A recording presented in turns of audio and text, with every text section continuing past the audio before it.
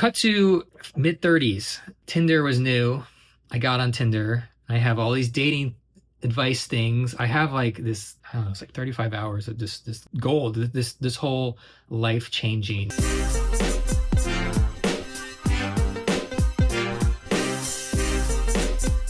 advice on how to be the best person you can be. And I listened to it over and over and over again. It was seeping in my life. And it wasn't fully there, but it was like coming and going. I noticed it. I had a great mid-30s. I was very creative. I was leading and I didn't realize I was leading. I was misunderstood by people. I still felt like an outsider a lot of times. There's so many times where I look back and I'm like, I think I'm letting people take advantage of me a little bit. I'll say that, including friends up here. And I definitely felt like I knew so many people, but if I'm not keeping up with them, then I feel invisible. And I felt like I was invisible for a long time with these people because I didn't really understand that I wasn't growing, or I wasn't always in the same community. So I had all these circles around me. I still felt alone. And I had all these like Facebook friends, I barely knew. And then the next phase was the Tinder.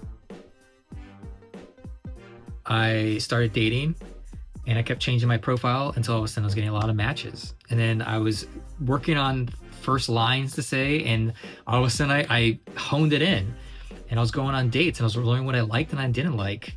I was sleeping with women on the first date, and a lot of times it was like awkward. So I realized I don't like doing that. And then all of a sudden other things changed too, where I just kept dating and dating and dating, and I was having great sexual experiences. And this is when I started realizing it was every time I go on a date, it was great.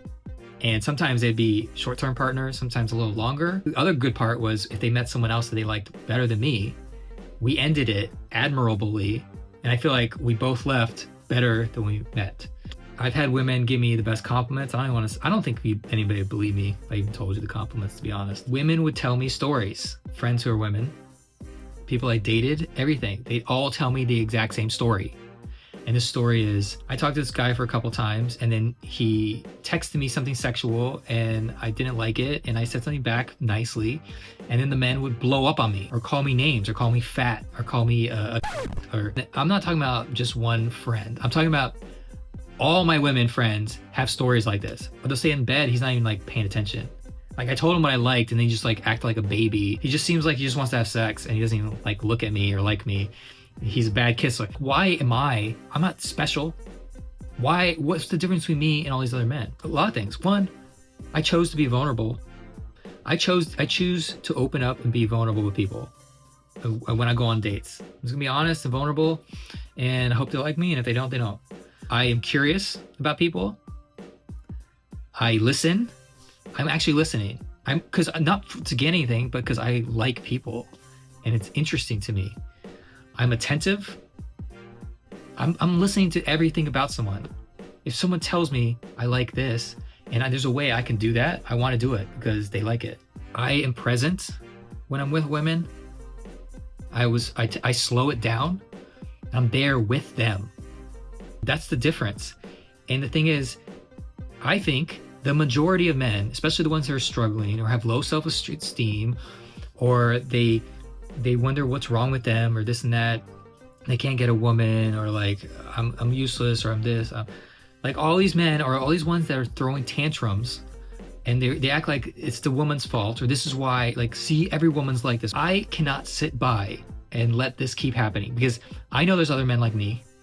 I know it. I know there's other men who have integrity and they're good men, and they just are constantly getting shut down because women have their walls so high up. And they're so high up because the majority of men out here are just clueless and they're stubborn. And I'm calling it out. I'm just calling it out. It is. I never have need to stand up for the white male, ever. Never.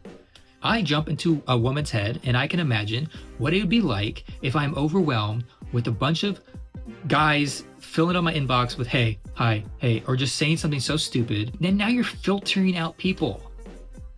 You have so much thrown at you and you're fed up.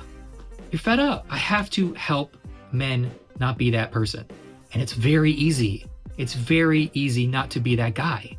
Please do not be that guy. It's easy not to blow up on someone or get butthurt when someone rejects you because it's about you. Yeah, it sucks. Move on. Why are you out here trying to hurt people or blame other people for things that you are doing? I'm sorry. Like I know there's men out here that mean well, they try to do well. They don't understand what's going on and why they cannot get dates. I understand that. That's who I'm here to help. I'm not out here to help these men who are just gonna treat women like shit. I'm not gonna do that. I'm gonna teach men how to be their best lovers that they will remember forever. Anyways, the rest of the story is I dated a lot. I was saying things where I could say one or two lines and a woman would come straight to my house and we'd have a date here at my house. That's how comfortable women were with me. I know my dog helped. I wrote an ebook about this, and I have friends who